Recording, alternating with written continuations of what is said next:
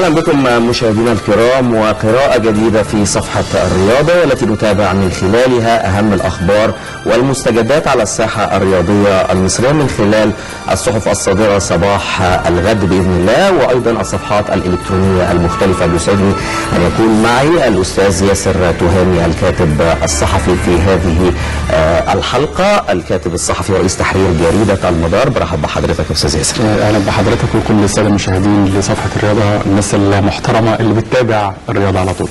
اهلا بحضرتك. وطبعا مشاهدينا في البدايه طبعا كنت حابب ان انا اتكلم عن النهارده كان في لقاءات كثيره جدا، ولكن كان الناس كانت تتابع اللقاء المؤجل من الاسبوع الثالث في الدوري الممتاز، لقاء الاسماعيلي واتحاد الشرطه، وفوز الاسماعيلي بعد لقاء باهت جدا استاء منه جماهير النادي الاسماعيلي 1-0 لاحمد علي في هذا اللقاء. اتفرجت على المباراه بالتاكيد يا استاذ ياسر؟ اتفرجت على المباراه. في البدايه بسم الله الرحمن الرحيم. طبعا هو يعني عايز اقول اللعيبه لسه ما دخلتش في الجو اجواء المباريات.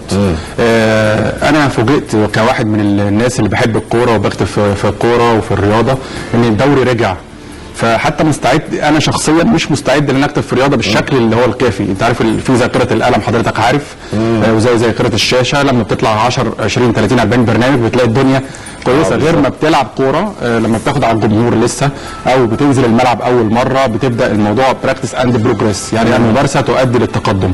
انا اعتقد ان اللعيبه لسه ما ظهروش بالمستوى اللي هو المأمول، لان احنا اتفاجئنا زيهم اللي المسابقه رجعت، ودي مفاجاه اعتقد اللي هي ساره مش سيئه، لكن احنا لازم نستنى شويه او نصبر يعني زي ما بنقول على اللعيبه وعلى الفرق، لان اكيد المستوى تدريجيا هيعلى.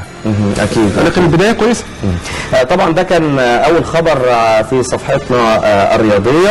المنياوي الفوز على الشرطه دافع كبير قبل موقعة بلوزداد الجزائري في لقاء العوده في كاس الانديه العربيه، وده كان تصريح كابتن صبري المنياوي بعد الفوز. هو طبعا اللي يهم النادي الاسماعيلي الفوز ب3 نقاط غاليه ليتساوى مع الزمالك في صداره المجموعه الثانيه برصيد 12 نقطه لكل فريق، ويواصل طبعا التصدر لان الفرق كبير جدا. المركز الثالث اتحاد الشرطه 4 نقاط فقط، وبالتالي الزمالك والاسماعيلي في صداره هذه المجموعه. لكن خلونا ايضا نتكلم في كواليس هذه المباراه، لان بالتاكيد كان في مشكلات كثيره جدا تواجه الفريقين، كان الاسماعيلي او اتحاد الشرطه.